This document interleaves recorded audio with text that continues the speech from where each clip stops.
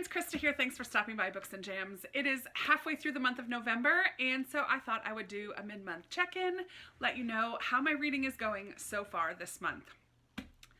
I have only finished 3 books so far. However, I'm totally fine with that because one of the books that I finished is The Count of Monte Cristo. Look at this monster. I finished it. Yay!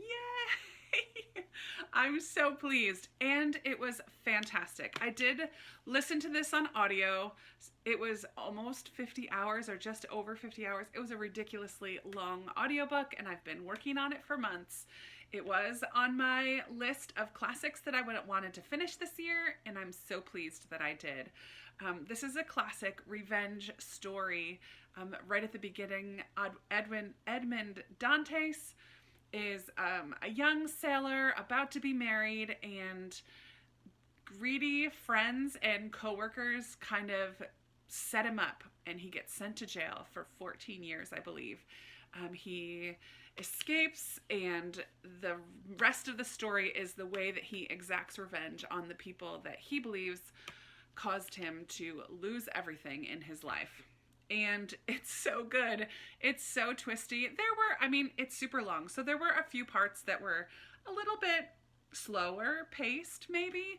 I think listening to it on audio really helped get through some of those things, and now I almost can't wait till I reread it because there were so many different names and people that were a little hard to keep straight in my mind, and just who belonged to who, and I don't know, all of this stuff. It was just a little bit hard to keep straight in my mind sometimes, but I still gave it 5 stars. I think Alexandre Dumas is brilliant.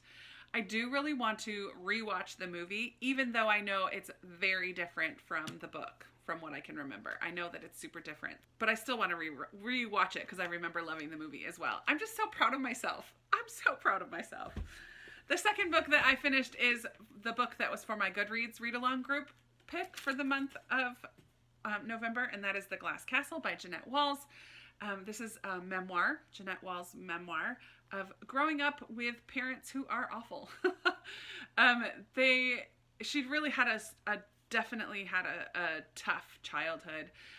Not so much abusive per se, but definitely neglectful, definitely a lot of poverty, and the parents just were incredibly selfish and took care of their own. That the father was an alcoholic and always had money to get drinks when the kids were scrounging in the trash cans at school to find something to eat, because that would be their only meal of the day. It was incredibly heartbreaking, infuriating at times. There were a few moments that I just was so angry with the parents. But there are 3 children. Jeanette is the middle child. She has an older sister, 4 children, excuse me. She has an older sister and then a younger brother and sister. And it was really wonderful to see the way that these siblings totally bonded together. And I guess when you are dealt the hand that they were dealt in having to survive really with these parents who, I wouldn't say that the parents didn't love their kids. They just had such extreme, I don't know if extreme is the right word, but they wanted them to learn to be survivalists, and so would have these kind of values that they would throw out there, like, oh, it's a good thing you don't have this because it helps you be stronger, or whatever. Just horrible. Horrible in so many situations. I was, for some reason, super intimidated to read this book for a long time. I mean, the cover never jumps out at me and says, read me. And maybe that's a big part of it. I'm a huge cover person, but I'm really glad that I read it. I really ended up loving it. I think I ended up giving it 4 stars. I feel like the ending maybe was a little bit abrupt or rushed in a way. Not in a bad way. I mean, I kind of understand. The focus was really on her younger childhood years, and so as she gets older and kind of leaves home, that's not what this book is really focused on. So I kind of understand. It wrapped up, but felt like it wrapped up a little too quickly maybe for me. I don't know. I was just invested in her story by that point. So I think I gave it 4 stars. Very good. And then the third book that I finished already this month is The One by John Marrs. I had seen this around a little bit. John Marrs, I heard his interview on Currently Reading podcast with Katie. And since then, I've been super interested in reading his books. This premise sounds like the perfect setup for a rom-com. And it reminds me, in a way, of the old Netflix movie, Timer, I think it was called, where you get a bracelet that tells you, that counts down the time until you meet your match. Well, this is kind of similar in that there's you can send your DNA and find out who your DNA match is. But this is not a rom-com whatsoever. This is not light and fluffy. It's a lot more gritty, a lot more dark at times, because you can really be matched up with anyone in the world. Someone on the opposite side of the world, like I'm in the United States. It could be matched up with someone in Australia. That happens in here. You could be matched up with a serial killer. That happens in here. You could be matched up with someone who's already married, and that happens in here as well. You could be matched up with someone of the same sex, which also happens in here. So it's very interesting. We follow 5 different storylines of people who find out who their match is and the repercussions of that. How does that affect their life? It's a little bit unbelievable, obviously, and it's a little bit predictable. There's a lot of twists and turns in here, and a few of them I guessed along the way. I'm like, oh, for sure this is where this is going, and it was. But there were other twists and turns that I wasn't prepared for. So that was a lot of, it just was such a fun ride. I did end up giving it 4 stars. I really did enjoy this. Yeah, it wasn't quite what I expected, but I thought it was fantastic.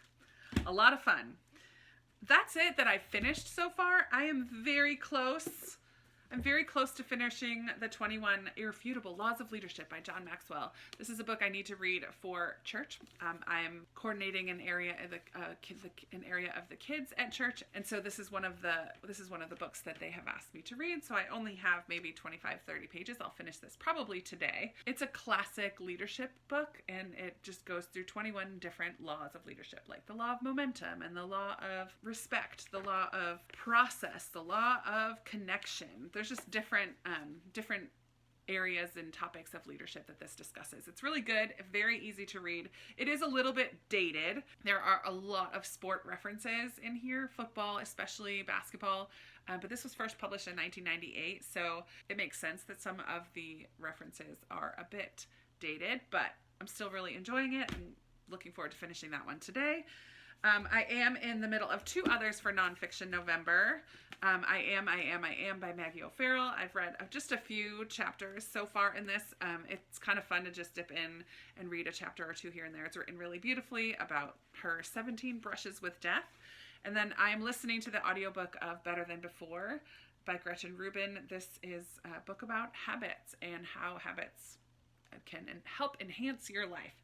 And as I'm gearing up towards some of my goals for 2020 and how I want to change some things in my life, I feel like this is a good prep workbook for just thinking about the habits that I would like to incorporate into the next year. So I'm listening to that on audio. And then I have 3 library books out. One of them I'm about 120 pages in, The Toll by Neil Shusterman. This is the 3rd book in the Scythe trilogy. I don't know the name of the trilogy. It might be called something else, but this is the 3rd book in that trilogy. And it did take me maybe 25-30 pages to kind of get back into the swing of things with this story, but I'm in it now. I read all of that just last night, 120 pages. So I'm looking forward to continuing with this one this weekend. I do have some other nonfiction that I hope to get to this month, but I also have 2 more library books out that I've been doing so good this year reading books off of my shelves, but the last couple weeks I've really been getting into going to the library again and putting books on hold. So, and I'm in a kind of a dystopian mood. So I have The Grace Year by Kim Liggett, which I've just heard so much praise for, as well as After the Flood by Cassandra Montag. And I think both of these this is a post-apocalyptic one, and I think this is a dystopian. So both kind of along the lines of what I'm in the mood for fiction-wise these days. So that's kind of where it stands. I'm also all caught up with the Great British Baking Show. I'm in the middle of watching the TV adaptation of Cranford, which is Cranford as well as 2 other novellas, I believe, by Elizabeth Gaskell. So I've started working on that, watching that, I mean. But that's kind of where I stand halfway through November. I hope that your nonfiction November is going well.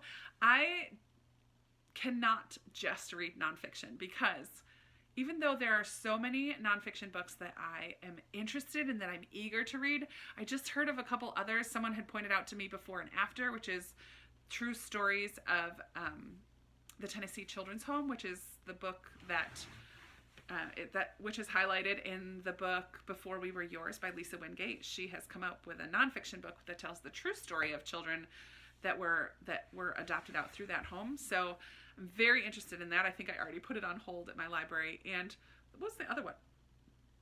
There was another nonfiction that I just heard of recently. I can't remember, but I did put another one on hold. And I have so many on my shelves that I'm interested in reading. However, when I think about or start reading nonfiction, I immediately read slower, and I immediately start to feel a little bit slumpy. I just don't want to pick up books as often when all of that I'm reading is nonfiction. So I have to mix in my nonfiction with fiction, which is why I grabbed some of these books from the library. And there's that. So how do you feel about nonfiction? Are you picking up any good ones this month? I would love to hear about it. Have you read any of these books that are on my pile for so far this month? Yeah, let's chat about nonfiction or anything else that you want to chat about in the description. Nope. Let's chat about these books or anything else that you want to talk about in the comments below. And I hope that you are having a great November so far, and I will talk to you soon in another video. Bye.